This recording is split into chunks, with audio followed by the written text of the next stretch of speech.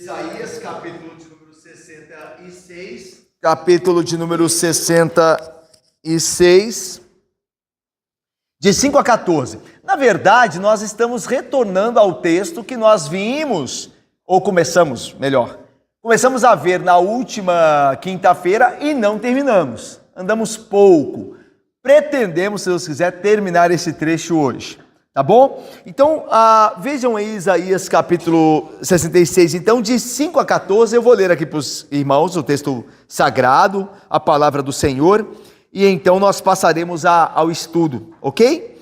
Então diz assim o texto: ouvi a palavra do Senhor, vós os que a temeis, vossos irmãos que vos aborrecem e que para longe vos lançam por causa do vosso amor ao meu nome, e que dizem: mostre o Senhor a sua glória, para que vejamos a vossa alegria. Esses serão confundidos. Voz de grande tumulto virá da cidade, voz do templo, voz do Senhor, que dá o pago aos seus inimigos. Antes que estivesse de parto, deu à luz. Antes que lhe viessem as dores, nasceu-lhe um menino. Quem jamais ouviu tal coisa? Quem viu coisa semelhante? Pode, acaso, nascer uma terra num só dia? Ou nasce uma nação de uma só vez? Pois Sião, antes que lhe viessem as dores, deu à luz seus filhos. Acaso farei eu abrir a madre e não farei nascer? Diz o Senhor. Acaso eu que faço nascer, fecharei a madre? Diz o teu Deus. Regozijai-vos juntamente com Jerusalém e alegrai-vos por ela, vós todos os que a amais. Exultai com ela, todos os que por ela pranteastes, para que mameis e vos farteis dos peitos das suas consolações, para que sugueis e vos deleiteis com a abundância da sua glória. Porque assim diz o Senhor: eis que estenderei sobre ela a paz como um rio, e a glória das nações como a torrente que transborda. Então mamareis, nos braços vos trarão, e sobre os joelhos vos acalentarão. Como alguém a quem sua mãe consola, assim eu vos consolarei. E em Jerusalém vós sereis consolados. Vós o vereis, e o vosso coração se regozijará, e os vossos ossos revigorarão, como a erva tenra. Então o poder do Senhor será notório aos seus servos, e ele se indignará contra os seus inimigos. Meus irmãos, vamos usar o nosso tema final, da sessão final do profeta Isaías em seu livro, que começou lá no capítulo 63, já passamos por ele, né? E termina neste último capítulo de número 66. E o tema é a oração e a resposta, os passos para o novo céu e a nova terra. Você vê aí o novo céu e a nova terra nessa descrição, né, escatológica aqui que Isaías faz de: então Jerusalém acalentará os seus filhos, os filhos de Jerusalém mamarão nos seus peitos, sugarão. Essa ideia de a abundância de uma nova cidade que é representada como a mãe aqui. Jerusalém, que vem do céu, é representada aqui como a mãe, que acolhe os seus filhos, como uma cidade que acolhe os seus moradores. Daí a ideia de um novo céu e uma nova terra, descrito dessa forma.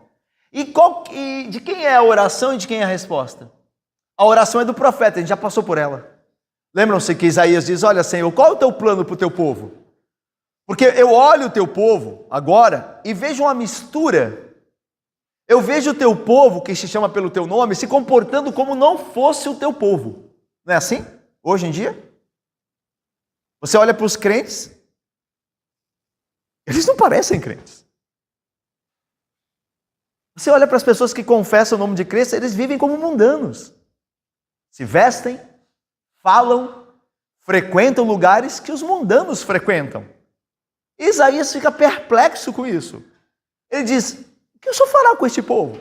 E aí Deus diz: O remanescente fiel, dentre o povo de Israel, étnico, povo Israel de sangue, existe um grupo menor que é fiel. Eu vou guardar esse grupo é meu, é o meu povo, dentro do povo. E a maioria de Israel, que não me teme, embora diga fazê-lo, eu vou exterminá-los. É disso que o texto está falando aqui. E então, os que se falavam crentes, mas não eram, serão envergonhados. E os crentes que sofreram na mão daqueles que se diziam espirituais e não eram, esses serão recompensados numa nova Jerusalém, no novo céu e nova terra. E esse é o plano de Deus. E não é isso o mesmo final? O final não é esse? Lembra quando o Senhor Jesus Cristo vier? Ele ouvirá do grupo majoritário: em teu nome expulsamos demônios, em teu nome fizemos isso e aquilo. Aí Jesus diz: eu não vos conheço. Em teu nome nós nos chamávamos cristãos. E Jesus dirá: eu não vos conheço, apartai de mim, malditos, para o fogo que está reservado a vocês. Vinde benditos de meu Pai, ao outro grupo, para o reino que vos está preparado. Não é este o final? É disso que Isaías está falando. É tão disso que olha o final do versículo 14. Vós, o povo de Deus, o remanescente fiel, os verdadeiros crentes, vós o vereis esta bênção de Jerusalém com os próprios olhos, e o vosso coração se alegrará, e os vossos ossos revigorarão. Então, veja o final do versículo 14, então o poder do Senhor será notório aos seus servos, aos servos dele, os fiéis. E agora veja a segunda parte: e ele se indignará contra os seus inimigos. Está vendo? Aos seus servos, eles verão o poder do Senhor nessa nova Jerusalém, nesse novo céu, nossa terra. E os inimigos? O Senhor se indignará contra eles. Então, em suma, é isso que Isaías está falando no final. Que Deus vai julgar o povo dele, ele vai julgar a terra, ele vai julgar aqueles que dizem ser crentes, e vai separar eles daqueles que são de fato. Então é isso que está vendo aqui. Olha, irmãos, a Bíblia está cheia dessa verdade. Lembra lá da parábola do joio e do trigo? Vamos agora separar o joio e o trigo? Aí o Senhor da seara diz: não. Vocês vão esperar até a colheita. Na colheita, então haverá separação. É isso que Isaías está falando aqui. É o que o Senhor Jesus Cristo diz. E o que ele fará naquele último dia. Bom, vamos ao texto. Eu já passei a introdução já. Vamos lá. Só recapitulando, primeira parte aí, os cínicos, aqueles que dizem ser crentes e não são. Olha aí o versículo 5. A palavra de Deus, ela é dada ao povo de Deus. Olha aí: ouvi a palavra do Senhor, vós os que a temeis. Então Deus está falando com os obedientes, os verdadeiros crentes, ok? Não aqueles, Alana, que dizem ser, mas os que são de fato. Vós que temeis a palavra do Senhor. Nós já vimos que temer a palavra do Senhor, Silvia e Heloísa e Diácono Gessé, temer a palavra do Senhor é obedecer. Quem teme a Deus, obedece a Deus. Então, eu e você sabemos que tememos ao Senhor quando o obedecemos. Então, veja aí: ouvi a palavra do Senhor, vós os que a temeis. Vossos irmãos que vos aborrecem. Olha, tem gente que se chama irmão, mas que aborrece os crentes. E que para longe vos lançam, com desprezo, né? Por causa do vosso amor ao meu nome. Por vocês serem muito santos, por vocês serem muito crentes, os que se dizem ser e não são, desprezam vocês. Tá? E é isso que nós vamos ouvir cada vez mais no meio evangélico, viu, irmãos? É a ideia de o crente que procura ser fiel, ser radical, ser obtuso, ser exagerado, ok? Nós já temos ouvido, de certa forma, isso. Que o zelo com as coisas do Senhor é um zelo exagerado demais. E quem dirá isso são as pessoas dentro da igreja, ok? E aí veja: os vossos irmãos que vos aborrecem e que para longe vos lançam por causa do vosso amor ao meu nome, e que dizem, esses irmãos, né, que são falsos irmãos: mostre o Senhor a sua glória, para que vejamos a vossa alegria. Esses mesmos serão confundidos. Então é interessante, meus irmãos, que é verdade que existe na igreja visível no povo que se chama pelo nome do Senhor, pessoas que se dizem crentes, mas que não são, e que condenam e oprimem os verdadeiros crentes. Quer ver uma imagem disso? Um fato disso que é o ápice dessa realidade? É quando Jesus estava na cruz pendurado, morrendo pelo seu povo, morrendo para fazer a vontade de Deus, e os falsos líderes de Israel estavam dizendo assim: livra-o Deus, livre Deus a você, se Deus tem prazer em você. Lembram-se? Que Deus venha socorrê-lo, se de fato tem prazer nele. Por que ele sofre assim? Ele não disse ser tão crente? Quem disse isso foram os líderes religiosos de Israel. Então, o crente hoje é alguém que vive esmurrando, como Paulo diz, né? Esmurrando o seu corpo para não pecar. E os que se dizem crentes dizem que isso é um exagero. E o crente sofre neste mundo porque ele vive contra os desejos da carne desse mundo. E as pessoas, os falsos crentes dizem a ele: mas cadê o seu prazer? Cadê a sua alegria? Já que você diz ser tão crente, por que você vive se esforçando tanto e sofrendo tanto neste mundo? Lembra que Paulo diz aos Coríntios? Ele diz assim: vocês aí em Coríntios pensam já estar reinando. A quem dera vocês estivessem reinando. Porque enquanto vocês estão abastados, nós temos fome. O apóstolo Paulo diz: nós passamos fome quando vocês se dizem abastados. Então, o que Paulo está dizendo? Ele está falando para a gente que se sente muito espiritual, que curte a vida e diz que Deus o ama, quando na verdade o crente está gemendo neste mundo, esperando a sua redenção. Ele está sofrendo com os seus pecados, está lutando contra os seus pecados. Enquanto aqueles que dizem ser crentes estão vivendo tranquilamente nesse mundo. Mas eles dizem ser crentes. E dizem que os crentes são desprezíveis de fato. É isso que nós estamos vendo aqui. Mas Deus diz assim: sabe esses que oprimem vocês? Que dizem que vocês sofrem por causa do amor do meu nome e vocês são desprezíveis por isso? Eles é que serão confundidos. Eles é que serão envergonhados. Diz aí o final do texto do versículo 5. Eles serão confundidos. E aí Deus diz como vai confundi-los. Olha aí o versículo 6. Voz de grande tumulto virá da cidade. Voz do templo. Voz do Senhor, que dá o pago aos seus inimigos. Na verdade, parte dessa profecia se cumpriu, Carla e diácono Cássio. Parte dessa profecia se cumpriu no ano 70, depois de Cristo, quando Tito Oscaro, general que depois se tornou imperador, general romano, invadiu Jerusalém e destruiu Jerusalém. A cidade que se considerava santa, que desprezou o santo de Deus. Lembra-se o que Jerusalém fez com Jesus? Ela o desprezou. Ela se achou muito santa e considerou o Filho de Deus maldito. Então veio Deus e destruiu a cidade. Tanto que quando Jesus está caminhando na chamada Via Crucis, as mulheres estão chorando por ele, e ele lá, um dos evangelhos, diz às mulheres: não chorem por mim. Ele está carregando a cruz lá, para o Calvário, e ele disse às mulheres: não chorem por mim, chorem por vocês. Por vós e por vossos filhos. Não tenham pena de mim, tenham pena de vocês, que Jerusalém será destruída. Isso significa, irmãos, que assim como Jerusalém foi destruída anteriormente pela Babilônia, e Israel foi destruída pela Síria. Isso significa o quê? Que Deus julga o povo dele. Que essa ideia de alguém dizer que é crente e contar com a graça de Deus só por isso, de nada vale. Deus julgará o seu povo. Daí a voz vem, da onde? Da cidade de Jerusalém, do templo. Olha aí o texto, versículo 4. Versículo 6, melhor. Voz de grande tumulto virá da cidade. Qual cidade? Jerusalém. Por quê? Porque é lá que está o templo aí, voz do templo. E quem é que está falando a voz? De quem é a voz? Voz do Senhor. Que faz o quê, irmãos? Diz o texto: dá pago aos seus inimigos.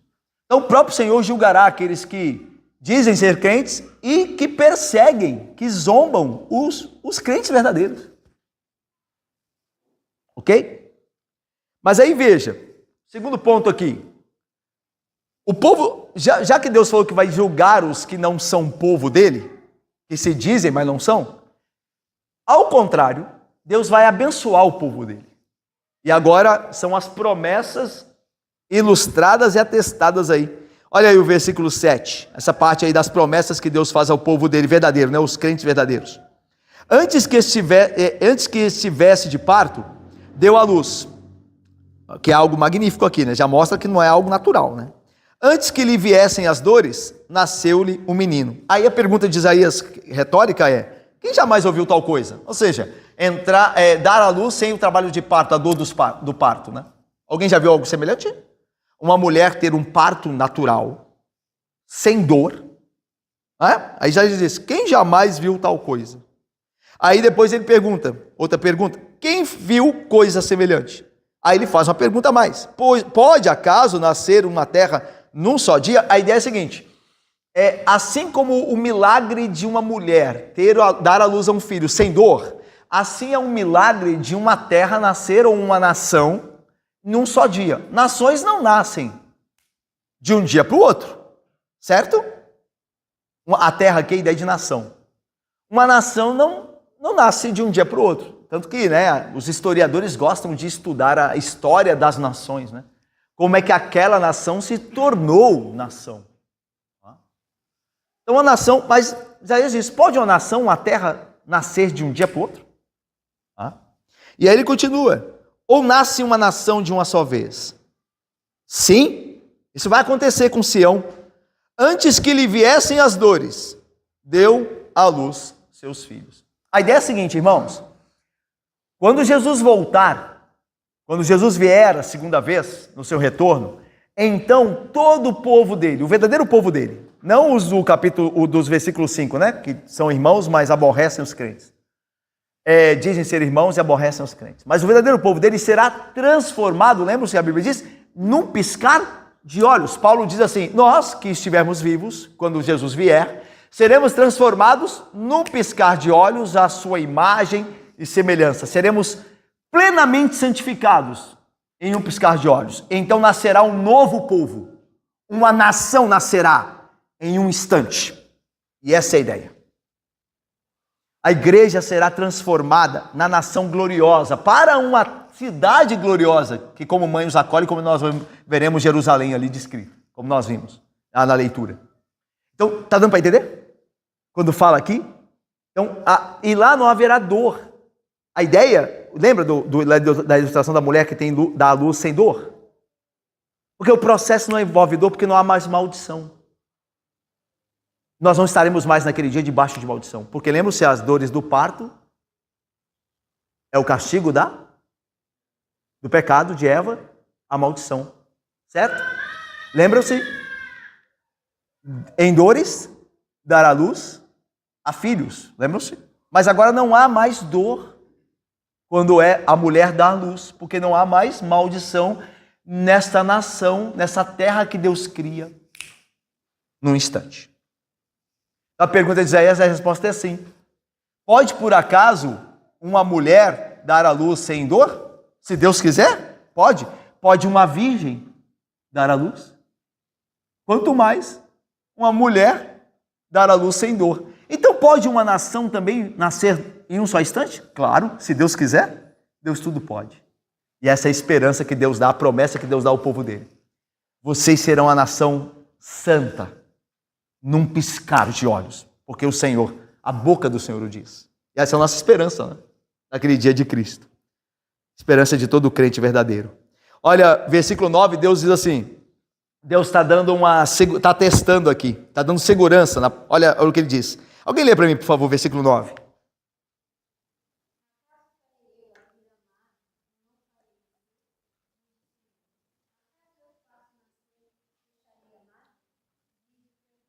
A questão é, isso que eu estou prometendo a vocês, de um novo céu, uma nova terra, vocês serem uma nova nação, uma nação santa finalmente, eu deixarei de cumprir? Eu vou abandonar isso? Então essa é a ideia aqui. Acaso farei eu abrir a madre e não farei nascer? Ou seja, chegando a hora de acontecer, eu vou abandonar o que eu estou para trazer? Eu fiz todo o processo de gestação. A mulher teve todo o processo. Aí na hora de abrir a madre não nasce nada. Deus diz, eu não farei isso. Se eu fiz todo o processo, eu vou terminar. Essa é a ideia. Se eu fiz nascer, eu vou abrir a madre. Então veja, Deus tem nos conduzido até aqui. Deus enviou o seu filho, o servo sofredor. Ele morreu na cruz. Ele carregou nossos pecados. E agora no final Deus vai desistir? Quando ele está pronto para nascer um novo povo, quando nós chegamos à consumação dos tempos, para sermos santos como Ele é, aí Deus vai desistir. Não, Deus não fará isso, graças a Deus. Ele fala, acaso eu que faço nascer, fecharei a madre? De forma alguma, diz o teu Deus. Então, essa é a segurança da promessa. Está vendo lá? Promessas ilustradas e atestadas. O que eu estou prometendo a vocês, eu vou cumprir. Eu não vou voltar atrás. E essa é a nossa esperança, neste mundo mau, neste mundo terrível, que está reservado para o juízo. A nossa esperança é que Deus não vai voltar atrás, porque nos ama e nos deu a sua aliança. E Ele vai cumpri-la. Nós habitaremos numa Sião eterna. E é disso que fala aí a partir do versículo 10. Olha aí o texto. Não tem um em negrito aí, uma divisão que o editor da Bíblia fez? A felicidade eterna de Sião. É o que Deus está falando. Eu vou levar vocês lá. Vocês verão. O versículo 14 diz, vós o vereis. Vocês verão a Sião, a nova Sião. E vocês habitarão lá. Eu que fiz nascer, vou fechar a madre? Eu estou conduzindo vocês até agora. Lembram-se? Veja, o Êxodo é um drama menor da salvação maior que nos aguarda. Deus conduziu aquele povo no deserto durante aqueles anos todos para não lhes dar a terra prometida. Deus deu a terra prometida a eles. Eles entraram na terra, apesar de todas as dificuldades deles. E é interessante, né? Quem é que entrou? Não sei. Josué e Calebe apenas. O restante morreu. É isso que Zé está... Não é a mesma coisa que Zé está falando? Eu vou destruir os inimigos, os vossos irmãos que vos aborrecem. Eles serão envergonhados, mas vocês entrarão. É a mesma coisa, gente. O Êxodo é um drama, um ensaio do que há de acontecer quando Cristo voltar. E é isso que Cristo está fazendo agora. Ele não está nos guiando nesse deserto, nessa terra árida que é este mundo mau, certo? Em meio a dificuldades, Jesus está vencendo seus inimigos, eles estão caindo mortos no deserto, até que os Calebes e os Josués estejam de pé para entrarem na terra, pela graça dele sustentadora. Então veja, nós estamos vivendo um êxodo espiritual.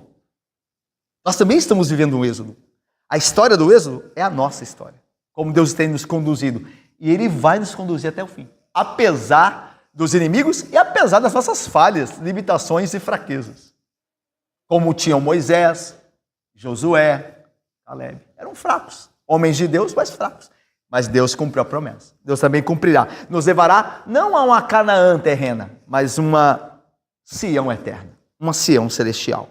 Aí olha só o versículo 10, então, aí a alegria e o pranto de Sião. Aliás, essa parte aí é a parte mais importante, é a parte central, irmãos, do nosso texto, que são esses dois versículos aí, tá? Vocês lembram aí da estrutura quiasmática, né? A gente falou dela na quinta-feira passada, que é em forma de X, né? Então vocês veem que o ponto A e B vão convergindo, tanto em cima quanto embaixo, ao C, tá vendo? Então, o X aqui, Então, o A e B estão convergindo no C, assim também aqui, Então, o C é a parte central do texto, é a mensagem central. E lá diz, olha aí, irmãos, alguém lê para mim, por favor? 10 e 11, por favor. Alegrai-vos juntamente com Jerusalém, alegrai-vos por ela, vós todos que a amais. Ai com ela, todos que por ela pranteais, para que mameis e vos farteis das suas consolações, para que subeis e vos deleiteis com a abundância da sua glória. Perfeito. Irmãos, no primeiro versículo, Deus fala do que se deve fazer no presente. Versículo 10. O que eles têm, os que estão ouvindo, têm que fazer agora. E o versículo 11 fala do que eles devem esperar. Presente e futuro. Então, o que aqueles que estão ouvindo Isaías devem fazer agora? Versículo 10, olha aí. Regozijai-vos, alegrai-vos agora, não é depois, não é no futuro, é agora. Alegrai-vos juntamente com quem? Com Jerusalém, a cidade. E alegrai-vos por ela, vós todos os que a amais. Irmãos, aqui é a ideia de igreja. Porque o que é a Jerusalém celestial, senão a igreja de Deus reunida? Não é? Não é a Jerusalém celestial, a igreja de Deus reunida? Os 144 mil lá de Apocalipse, que obviamente não devem ser tomados literalmente, porque o livro de Apocalipse é um livro que fala de coisas espirituais, então são símbolos. 144 mil é 12 vezes 12, certo? Que dá 144 mil, a ideia de completude. Então, 12 eram os patriarcas, 12 as tribos de Israel no Velho Testamento, 12 os apóstolos, a união dos dois dá 144 mil, a multiplicação dos 12, e 1000 é o número completo. Então significa que quem será salvo? Os 144 mil, ou seja, toda a igreja verdadeira de Deus, tanto do Antigo, representado pelas tribos de Israel, quanto pelo Novo, representado pelos apóstolos. Não vai faltar ninguém. É mais ou menos o que Jesus diz quando diz: as minhas ovelhas o Pai me deu na minha mão, e da minha mão ninguém pode tirar. Eu não vou perder nenhuma das ovelhas que meu Pai me deu. Então, nós devemos nos alegrar com a igreja. A ideia aqui de regozijar juntamente com Jerusalém é com a igreja, irmãos. A igreja é amada, irmãos. A igreja tem que ser amada. É verdade que a igreja tem muitas falhas, porque nós somos ainda um prédio em construção, é um edifício, lembra-se? Do qual a pedra, como nós cantamos aqui no início do estudo, a pedra fundamental é Cristo. Mas nós somos ainda um edifício em construção. E edifício em construção tem areia, brita, tem sujeira, tem poça d'água quando chove. Não é bonito, mas está em construção. E chegará o dia da inauguração do edifício, e será para a glória de Deus o mais belo edifício. Então, meus irmãos, a igreja tem que ser amada. Diz aqui: alegrai-vos por ela, vós todos os que a amais. Ela sofre agora, mas ao mesmo tempo ela é amada por Deus. Lá em Apocalipse, a igreja ela é simbolizada lá no primeiro capítulo de Apocalipse como os candeeiros de ouro. Lembram-se lá? Que João tem uma visão da parte de Jesus Cristo. Jesus Cristo revela a ele esta visão, onde ele vê 7 candeeiros de ouro. 7 porque é o número da perfeição. Aliás, Apocalipse tem muitos setes. São 7 os candeeiros. São 7 as igrejas. Lembram a quem Jesus escreve por meio de João? As igrejas da Ásia Menor. Certo? São 7 porque é o número perfeito. Os 7 candeeiros representam todas as igrejas verdadeiras. São 7, perfeito, número perfeito. E são de ouro, por quê? Porque ouro, irmãos, é precioso. Ouro é precioso. A ideia é que as igrejas são preciosas para Deus. Hoje a gente vive num tempo em que as pessoas dão pouca importância à igreja. Né? Não é assim? Se der eu vou, se não der eu não vou. Se eu tiver uma coisa mais interessante para fazer eu vou também. Às vezes as pessoas dão pouca importância ao domingo, né, o dia do Senhor, para reunir com a igreja. Se der para eu ir eu vou, se não der eu não vou. Irmãos, isso é totalmente contrário ao que Deus deseja do seu povo. Ele deu a ordem para nós amarmos a igreja. Amarmos a igreja. Amarmos a igreja. Eu tenho dificuldade de entender pessoas, sinceramente. Eu já fui tentado nisso quando mais jovem. Hoje menos, é verdade, mas mais jovem eu fui tentado a isso. Que tem mais amigos fora da igreja do que dentro da igreja. Tem alguma coisa errada. Certamente. Certamente. Alguma coisa está errada. Porque onde está o tesouro, estará o coração. Nós somos a família de Deus. Lembram-se quando Jesus estava falando numa casa e a casa estava abarrotada de pessoas? E chegou um emissário enviado pela mãe dele, chamada Maria, dizendo: Senhor Jesus, sua mãe e seus irmãos, irmãos de sangue, estão lá fora e querem te ver. Aí Jesus diz assim: quem é minha mãe? E quem são os meus irmãos? Aqueles que fazem a vontade de meu Pai, que é a igreja. Essa é minha mãe e meus irmãos. O Senhor Jesus ama a igreja dele. Ama a comunhão dos santos. Davi também, lembram-se? Davi diz: a Assembleia dos Santos, na qual eu tenho todo o meu prazer. Todo o meu prazer. Eu e você amamos a igreja do Senhor Jesus, como ela deve ser amada. Ainda que imperfeita, sendo aperfeiçoada para aquele dia, nós amamos a igreja, amamos nossos irmãos. Temos a alegria de estarmos com eles em toda a oportunidade que temos. Deveríamos. Esta é a ordem para agora. Lembra-se, quem não amar Jerusalém, não estará nela. E é justo, certo? Quem não tem amor por Jerusalém, não estará na Nova Jerusalém.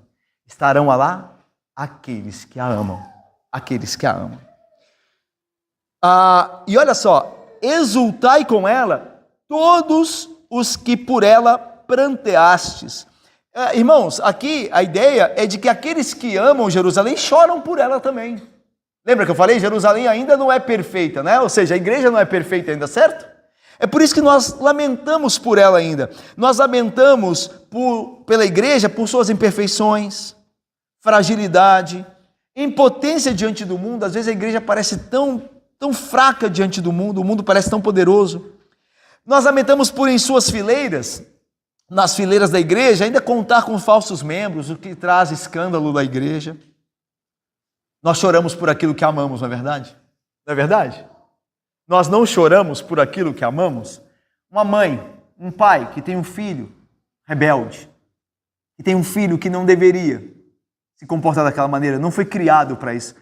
O bom pai, o pai que ama, a mãe que ama, chorará por esse filho, certo? É porque nós choramos pelo que amamos.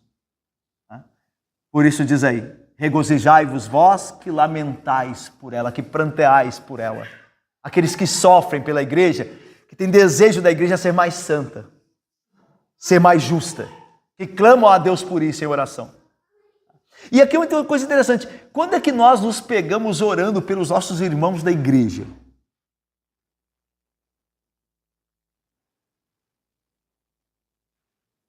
Nós fazemos isso com frequência? Orar pelos nossos irmãos da igreja? Isso é uma boa pergunta. Clamar a Deus pelas dificuldades que nossos irmãos passam e enfrentam. Quer sejam elas físicas, quer sejam espirituais. Os que amam, choram, pranteiam também. Ok? E aí veio a promessa, né? Promessa futura a esses que agora devem se alegrar e chorar, né, por ela. Para que mameis e vos farteis dos peitos das suas consolações, para que sugueis e vos deleiteis com a abundância da sua glória. Aqui é outra ilustração que volta a ideia da mãe com o filho, lembra? Porque já deu a ilustração lá da mulher que dá à luz sem dores de parto, lembram-se? Então, novamente, agora vem essa ilustração, mas referindo-se à igreja, né? O povo de Deus, a Nova Jerusalém. E a ideia é que lá, meus irmãos, todos aqueles que amam Jerusalém, todos aqueles que prantearam por ela, clamaram em oração por ela, eles terão essa promessa bendita. Eles vão se satisfazer na Nova Jerusalém, ou com a Nova Jerusalém, no novo céu e nova terra. A ideia aqui de mameis e vos farteis dos peitos, alguns estudiosos, eles falam que esta é uma inversão de um estado de sítio, um estado de cerco. Quando Jerusalém, a história de Israel experimentou isso no Antigo Testamento, né? Não uma vez só, de cercos. Lembram-se que os inimigos, quando queriam destruir uma cidade, cercavam a cidade, para que nenhum recurso chegasse nela e ninguém dela fosse buscar recurso algum. Então o exército inimigo fazia um cerco na cidade, não precisava nem entrar não, gente. Era só cercar a cidade, para que ninguém entrasse com provisão, nem saísse a fim de buscá-la, Renata, e José, e Presbítero Marcelo. E o que acontecia? Uma hora, aquilo que era a provisão da cidade iria acabar. E não teria nem como ir buscar e nem como chegar à provisão. Então havia fome. As crianças sugavam no peito da mãe e uma hora acabava, uma hora secava. E a mãe sofria porque não tinha mais o que dar à criança que gemia e chorava de fome. E aí era a morte, né? Certo? Daí o cerco funcionava. A ideia de os crentes mamando e sugando na abundância dos peitos da mãe Jerusalém é a ideia de não mais sofrimento, não mais cerco. Essa é a ideia. Não tem mais sofrimento, não tem mais fome, não tem mais inimigos para cercarem e fazerem com que mães e filhos passem aperto. Então, por quê? Porque lembram-se que na Nova Jerusalém, quando ela for estabelecida, os inimigos dela já serão todos destruídos. Já estarão todos destruídos, porque Jesus Cristo os destruirá com o sopro da sua boca. Lembram-se? Então a ideia é essa. Então vocês agora se alegrem. Vocês que clamaram e oraram e lamentaram pelo sofrimento da igreja neste mundo. Porque o que espera é uma igreja santa e gloriosa no novo céu e na nova terra, sem sofrimento algum. E é isso que nos aguarda. Enquanto nós sofremos e gememos aqui, nós nos alegramos, confiados na promessa que Deus nos dá. Aquele Deus que, se abriu a madre, fará nascer. Não voltará atrás. E aí vamos lá. As promessas, novamente, Deus volta com promessas e as atestas. São promessas atestadas também. Vamos lá. Porque, versículo 12, alguém lê, por favor, versículo 12 e 13, por favor.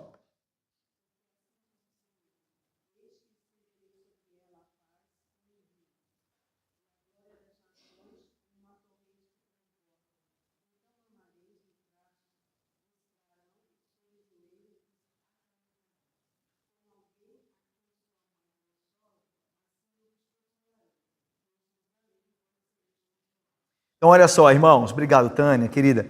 Olha, porque aí volta as promessas, certo? Vocês devem se alegrar agora, vocês que choram pela igreja, vocês que amam a igreja, vocês que sofrem por ela, vocês devem se alegrar agora. Porque, diz o Senhor, eu estenderei sobre ela a paz como um rio. Lembra a ideia do cerco que eu falei? Cerco é guerra, né? Mas como as crianças mamam abundantemente no peito da mãe Jerusalém, os crentes, então não tem mais guerra, não tem mais cerco. Então a paz, certo? E a paz será estendida como um rio. Por que a ideia de rio aqui? Porque o rio é perene. O rio sempre corre. Então haverá paz para todo o sempre na Nova Jerusalém. Estenderei a paz como um rio. Um rio que sempre corre. É interessante que não é como o mar, né? Porque o mar em Apocalipse, e lembre-se que Isaías tem literatura apocalíptica, né? Isaías tem. Então, essas imagens são, de certa forma, apocalípticas, né? São chamativas, chamam a atenção. Então a ideia de que em Apocalipse, o mar, lembra o mar? O mar aparece muito em Apocalipse. A besta sai do mar. A besta que emerge do mar. E o mar ali é a humanidade. Em Apocalipse, o mar é símbolo de caos, da humanidade caótica. A humanidade sempre agitada. A humanidade é sempre agitada. O presidente da República, né? Nosso presidente da República, foi ao hospital, né? Fará mais uma cirurgia. Aí a bolsa mexe, o dólar mexe, aí começam especulações. Nossa, aí tem o problema, o conflito, Rússia, Ucrânia. O mundo está sempre agitado. Ele nunca fica em paz. Certo? De uma coisa a outra, o ditador, né, que fugiu lá. Então é a ideia do mar. As ondas estão sempre. Então a besta em Apocalipse, né, que é o anticristo, ele surge da humanidade, desse meio, dos homens sem Deus, da agitação dessa vida, desse mundo. Então o mar é o contrário de rio, né?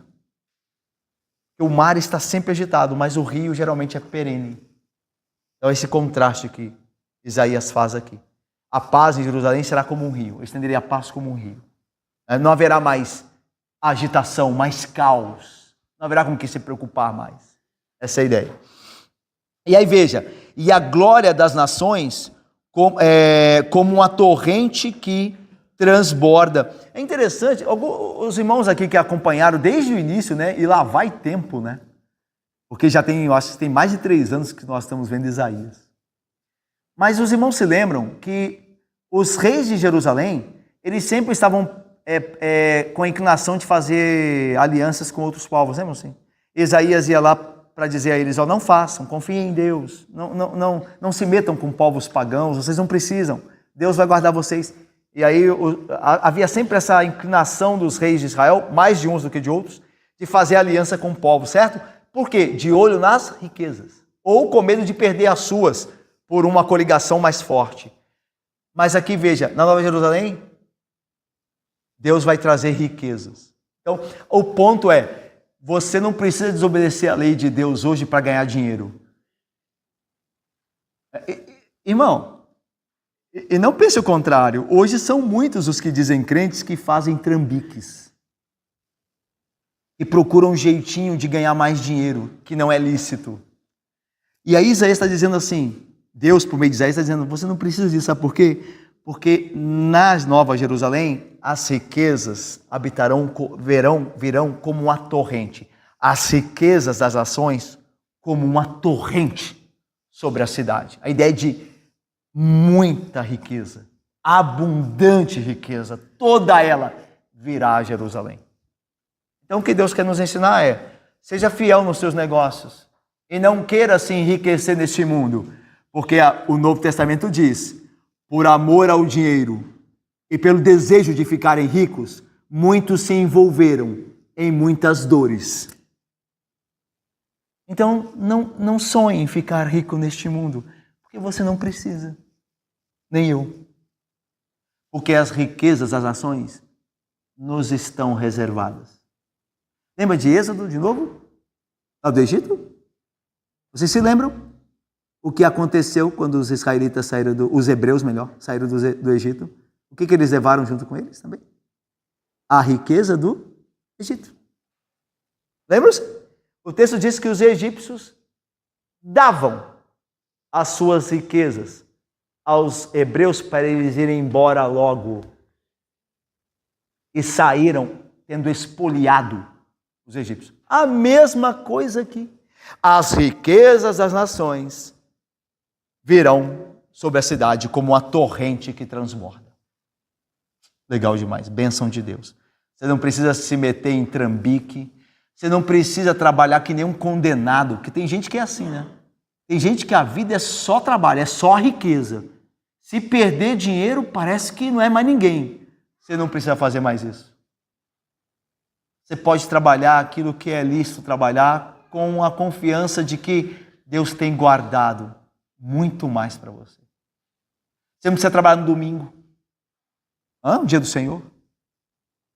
Tem gente que para ganhar dinheiro, quanta gente, que diz ser crente, e para ganhar dinheiro, trabalha no domingo, quebra o dia do Senhor.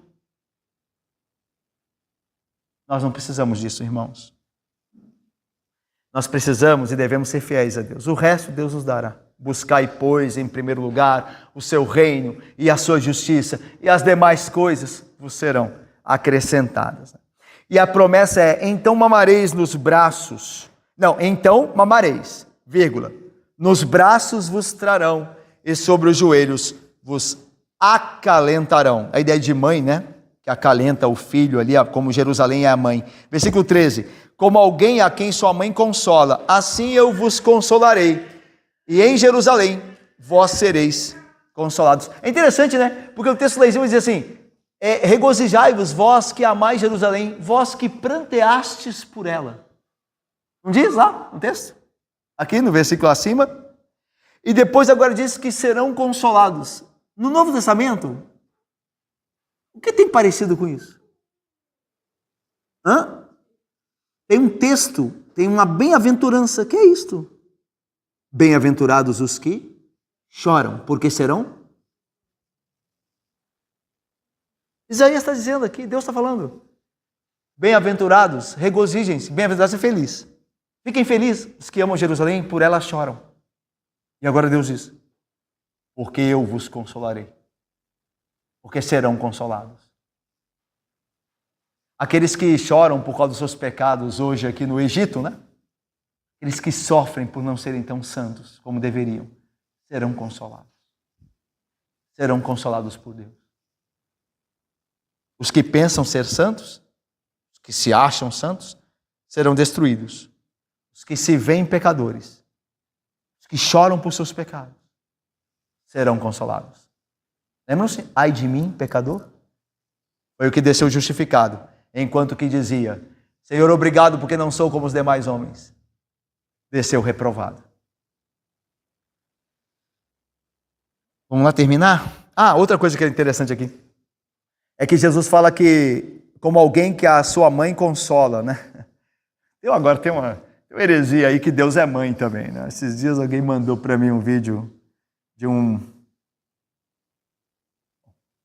falso ministro, né? De um falso pastor, dizendo que Deus é mãe. Deus sempre, né? No Novo Testamento, o pai. E agora estão inventando que Deus é mãe. Aí alguns podem usar esse texto, né? Porque Deus diz, como alguém a quem sua mãe consola, assim vos consolarei. Mas Deus não é mãe porque está usando exemplo de mãe, né? A ideia aqui é de consolo que a mãe dá ao filho. O ponto é o consolo, não é o sexo de quem consola. Assim como Jesus disse que virá como ladrão, né? E ele não é um ladrão, né, gente? Ali o aspecto é a surpresa que o ladrão traz consigo. Então, cuidado com os textos, né? Não quer dizer que Deus usa o exemplo de mãe, que ele está falando que é mãe. Está falando do consolo. O ponto é o consolo. Assim como Jesus falou que virá como ladrão, não quer dizer que ele é um ladrão, mas que ele virá de maneira repentina, como o ladrão vem. Né? Vamos terminar aqui. A parte final. Os que tremem diante da palavra de Deus são confirmados, de fato, como povo dele. É o final aí, né? Versículos de número aí 14. Versículo final. Legal. Temos 5 minutinhos aí, terminamos. Olha aí.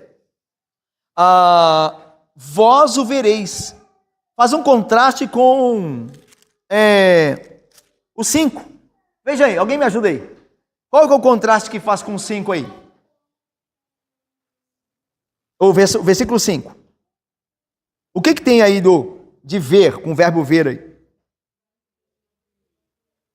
Como é que é? Legal. Mostre o Senhor, dizem os que aborrecem os crentes. Mostre o Senhor a sua glória para que vejamos a vossa alegria. Aí Deus diz assim, vocês verão. A ideia é, o crente hoje é zombado pelos homens do mundo, né? Dentro, às vezes, e fora da igreja. Porque luta contra o pecado, porque aquele ponto lá que eu trabalhei, né? Esmurra o seu corpo, não é? Aí Deus diz assim, eles falam que, cadê a alegria de vocês, né? Pois vós vereis a alegria. O Senhor, de fato, quando Ele vier nas nuvens, então Ele mostrará quem é o seu povo, de fato. Quem são os bem-aventurados. Os que o mundo considerou como malditos. O crente é considerado pelo mundo como desprezível. Mas naquele dia, vós vereis que vocês são os bem-aventurados. Daí a ideia de os que tremem diante da palavra de Deus serem confirmados. Entendeu? Não como escória. Lembra o que Paulo vai dizer? Até agora fomos considerados como escória do mundo. Como é que o mundo considera o crente? Como escória, como lixo. Mas não é o crente, irmãos, não é o crente mundano. Não é o crente que joga conforme o mundo, não. Esse o mundo gosta, irmãos. Esse o mundo não tem problema com eles. É o crente mesmo. O crente que adverte, o crente que corrige. Como é que este crente é? O que ama o Senhor, tem um compromisso com o Senhor acima de tudo. Como é que esse crente é considerado pelo mundo? Como lixo. Como lixo, como escória. Como uma coisa que era melhor não ter no mundo. Meus irmãos, quanto mais nós estamos caminhando em João, eu estou estudando agora Apocalipse, mas eu tenho pensado, sabe, meus irmãos, o tipo de crente que nós deveríamos ser e como a quem desse tipo nós estamos. Eu estou vendo lá em Apocalipse os crentes do primeiro século, final do primeiro século. Os crentes eram mortos, os crentes eram perseguidos. E o mundo é o mesmo. O mundo é o mesmo. Sabe? E a gente não vê mais isso. Crentes pagando preço por nada.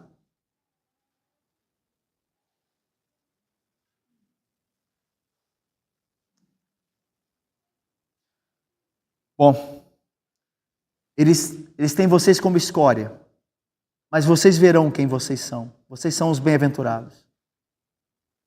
Vocês não são a escória. Vocês são os mais felizes dos homens. Vocês verão. Vocês verão isso. Vocês saberão. E o vosso coração se regozijará. E os vossos ossos revigorarão como a erva terra. Interessante, né? Coração, que é a ideia de alma. E ossos, que é a ideia do corpo. Então, algo que é externo, ossos, é o esqueleto. Coração, alma, as entranhas, aquilo que é interno. Vocês se alegrarão completamente, corpo e alma. Vocês verão. Então, o poder do Senhor será notório aos seus servos. Seus servos verão o poder do Senhor naquele dia. E ele, naquele dia, se indignará contra os seus inimigos. Vamos lá terminar? O que nós aprendemos aqui, irmãos? Primeiro, nós aprendemos nesta noite de estudo, segundo o texto, que os cristãos devem esperar nessa vida oposição e escárnio. Certo? Nós vimos lá no versículo 5 lá que os que se acham espirituais zombam dos verdadeiros crentes. Então a gente tem que esperar isso. Lembre-se, servir a Deus trará escárnio e oposição. Lembra de Paulo? Paulo diz assim, não há ninguém. Ele não falou só dos crentes lá da época dele. Ele diz assim, não há ninguém que queira viver em Cristo Jesus piedosamente que não seja perseguido. Ninguém. Ele diz ninguém. Isso é fantástico, né? Ele não falou assim, não há ninguém que no primeiro século ou no ano 52, que não. Não. Ele diz ninguém. Não há ninguém em todo o tempo que queira viver piedosamente em Cristo que não arrume uma oposição, que não arranje um inimigo. Então, nesta vida nós seremos ora sim, ora não, mais ou menos, sofreremos oposição e escárnio. Aprendemos que virá o juízo divino e destruidor sobre os opressores da igreja. Okay? Os crentes devem amar e se comprometer com a igreja. A igreja é o povo do Senhor amado de Cristo. Cristo deu a sua vida por ela. A igreja vale muito. Nós devemos amar a igreja, orar por ela, trabalhar por bem dela. Okay? Porque ela é amada do Senhor, ela é preciosa ao Senhor Jesus. Às vezes a gente fala mal da igreja, fala mal do irmão, critica a igreja, vê problema. Veja, não quer dizer que também já fazer vista grossa, não é isso?